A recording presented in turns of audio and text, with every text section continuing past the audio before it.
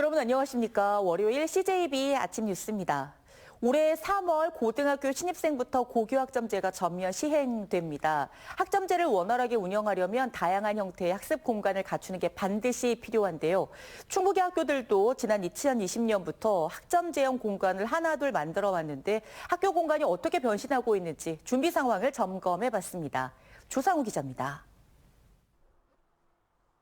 세광고등학교가 고교 학점제에 대비해 1년 전 새로 조성한 학습 카페입니다. 원형 공간에선 동아리 활동이나 토론식 수업이 가능합니다. 학생이 PDF나 동영상을 대형 모니터에 띄워놓고 발표를 할 수 있는 공간도 갖췄습니다. 자기 주도 학습을 위한 스터디 카페도 만들어 놓았는데 개별 학생들의 공부 습관에 맞춘 다양한 형태로 시설을 구성했습니다. 아무래도 학생들마다 선택하는 과목이 달라지고 공부할 수 있는 공간이 더 많이 확보돼야 되기 때문에 교실이 좀 개방형이 되어야 되고 많은 공간이 필요한 건 맞습니다. 기존 교과 과정이 일률적인 기성복이었다면 고교 학점제는 학생 개개인이 과목을 선택하는 맞춤복 시대로의 전환을 뜻합니다. 학생마다 시간표가 다르기 때문에 학교 공간의 재구조화가 불가피합니다. 학생 휴게 공간과 멀티미디어실, 가변형 교실과 소수 수강 교실이 우선 갖춰야 할 대표적인 4대 시설입니다. 충북은 지난 2020년부터 이 같은 학점제형 학교 공간을 조성해 왔는데 전체 53개 일반계 고등학교 가운데 51개 고교가 적게는 1개에서 많게는 4개 시설을 갖춘 것으로 파악됐습니다. 이 가운데 세광고를 비롯한 8개 고교는 추가로 교육부 예산을 지원받아 시설을 한층 업그레이드했습니다. 충북 모든 일반고에 학점제 운영을 위한 기본적인 환경 구축이 거의 완료되었으며 앞으로도 학생 맞춤형 고교 학점제 운영을 위한 환경 조성에 적극 노력하겠습니다. 올해도 충북교육청은 복명고와 청주중앙여고에 31억 원의 사업비를 투입해 가변형 교실과 스터디 카페 등 학점제형 학습 공간을 구축합니다.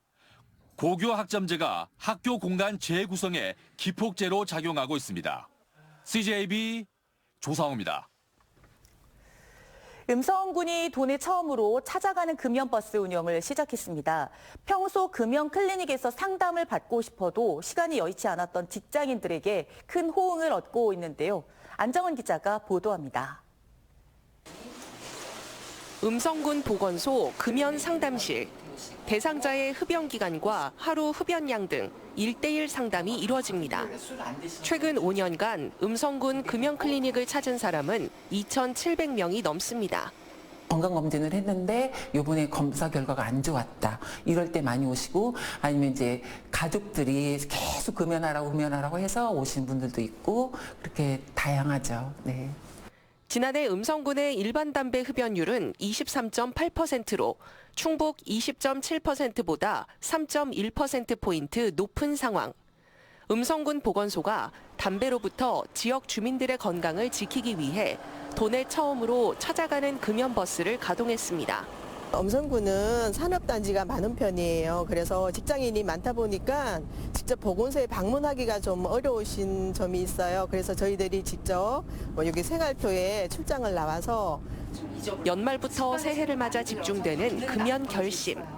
금연에 필요한 각종 정보와 보조제 등 평소 도움을 받고 싶어도 기회가 없었던 직장인들에겐 찾아가는 금연버스가 더없이 반갑습니다.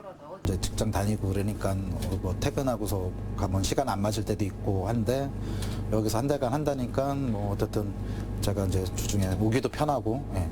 매주 수요일 오전 11시부터 2시간 동안 산업단지별로 한 달씩 찾아가는 금연버스. 이달 원남 산업단지를 시작으로 올해 말까지 11개 산업단지를 방문할 예정입니다. 올해는 진짜 한번 꼭 해서 영원히 한번 좀 담배 안녕. 네, 한번 해볼게요. 음성군 보건소는 금연 상담 희망 사업장을 직접 찾아가거나 비대면 클리닉을 통한 금연도 적극 지원할 계획입니다. CJB 안정은입니다. 하마평이 무성했던 충청북도 정무특별보좌관이 이번 주에 선임될 것으로 보입니다. 충청북도와 지역 정치권에 따르면 오는 13일 새 정무특보 임용장을 수여할 예정인 것으로 알려졌으며 손인석 공영토건 대표를 낙점하고 검증 절차를 밟고 있습니다. 한편 충북연구원과 충북테크노파크 원장에 대한 인선과 선임 절차도 마무리 단계인 가운데 공석인 행정부지사 인사도 이달 중 발표될 것으로 전해졌습니다. 충청북도교육청은 도내 유치원과 초, 중, 고등학교 20곳에 학교 공간 혁신 사업으로 63억 원을 투입한다고 밝혔습니다. 도교육청은 학습과 놀이, 휴식 등 균형 잡힌 미래형 교육 공간을 구축하는 꿈 품은 공감 교실에 사업비 54억 원 규모를 편성했습니다. 또 교실과 복도, 화장실 등을 다양한 색채로 꾸미는 학교 색깔 꾸미기 사업을 위해 도내 5개 학교에 8억 원 규모의 사업비를 투입합니다.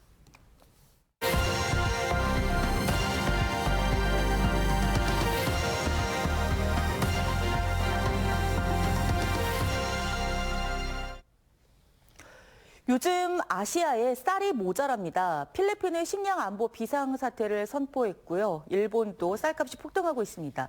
남의 나라 이야기로만 치부할 수 없는 상황인데 우리나라는 쌀 재배를 줄이기 위해 올해부터 벼 재배 면적 조정까지 도입해 이래도 되나 하는 목소리가 나오고 있습니다. KNN 박영선 기자가 보도합니다.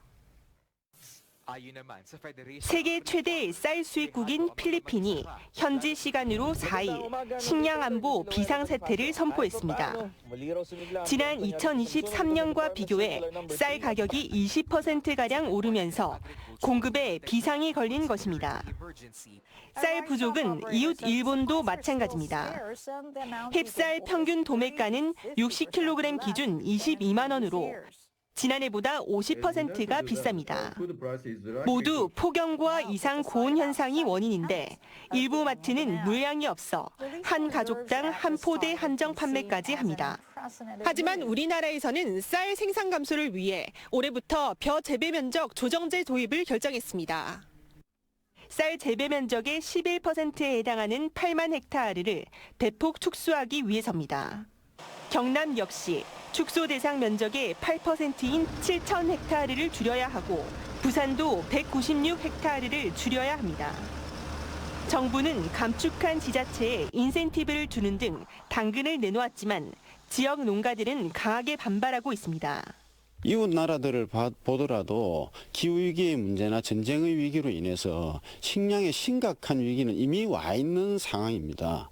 그런데 이런 부분들에 대해서 정부는 너무 근시안적으로 대책을 마련하고 있다는 것이 문제인 것이고요. 일단 한번 포기하면 다시 벼농사로 돌아오기 힘든데도 농민들에게 농사 포기만 강요한다고 반발합니다. 기후위기나 또 앞으로 식량 안보나 여러 가지 이런 게 있지 않습니까? 이런 게 있는데 이런 게 대한 대책도 아예 없이 그냥 쌀을 그냥 단순히 줄이겠다는 것은 농민의 희생만 자꾸 강요하는 거 아니냐. 우리나라도 언제든지 이상기후 등 여파로 시장이 요동칠 수 있다는 것이 전문가들의 경고입니다. 온도가 더 높아지게 되면 종자를 생산할 수가 없어요. 그러니까 쌀 생산량은 당연히 줄어들겠죠. 그 기후변화의 다양한 양상들이 우리가 볼 때 비관적일 수 있는 그런 시기가 매우 가까이 다가왔다 이렇게 보시면 됩니다. 극심한 기후변화 시대, 식량 자급률이 40%대에 그치는 대한민국에서 일본이나 필리핀 같은 식량 비상사태가 언제까지 남의 나라 일로만 그칠지 불안이 커져가고 있습니다. KNN 박명선입니다.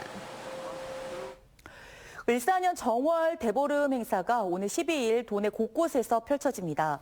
도 무형유산인 오티별신제와 강줄 당기기는 제천 수산면과 옥천 청산면에서 열려 음식 나누기와 산신제, 강줄 태우기 등을 통해 주민화합과 풍년 농사를 기원합니다. 또 청주 중앙공원과 옥천 영동문화원, 단양 단성체육공원에서도 민속잔치와 답신제, 풍년기원제 등이 열립니다. 청주시는 오늘부터 관내 보건소에서 시민들을 대상으로 마약류 노출 여부 무료 검사를 시행한다고 밝혔습니다. 제3자로 인해 마약류 노출이 우려되는 시민들을 보호하기 위한 이번 사업은 모두 익명으로 진행되며 각 보건소를 방문해 필로폰과 대마초 등 5개 항목에 대해 검사를 받을 수 있습니다.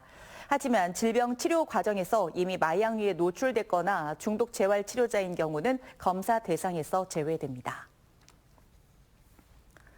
단양구는 올해부터 경로당을 대상으로 점심 급식 지원 시범 사업을 추진한다고 밝혔습니다.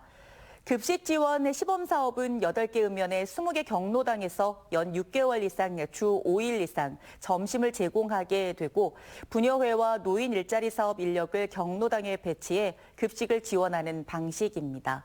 단양구는 50인 미만 경로당에 월 30만 원과 50인 이상 경로당에 월 50만 원의 운영 지원금을 지급하고 식사 인원에 따라 부식비를 차등 지원할 방침입니다. 자신을 무시하고 타박한 것에 불만을 품은 전 직장 동료를 살해하려 하는 30대에게 징역형이 선고됐습니다. 청주지방법원은 지난해 9월 진천군 덕산읍의 한 물류회사 주차장에서 전 직장 동료 B씨에게 흉기를 휘두르러 가슴과 배 등을 다치게 한 30대 A씨에게 징역 4년을 선고했습니다. 재판부는 판결문에서 미수에 그쳤더라도 죄질과 범행 방법이 불량하다며 이같이 판시했습니다. 네, CJB 아침 종합 뉴스를 마칩니다. 한 주 힘찬 한 주 되시길 바랍니다. 고맙습니다.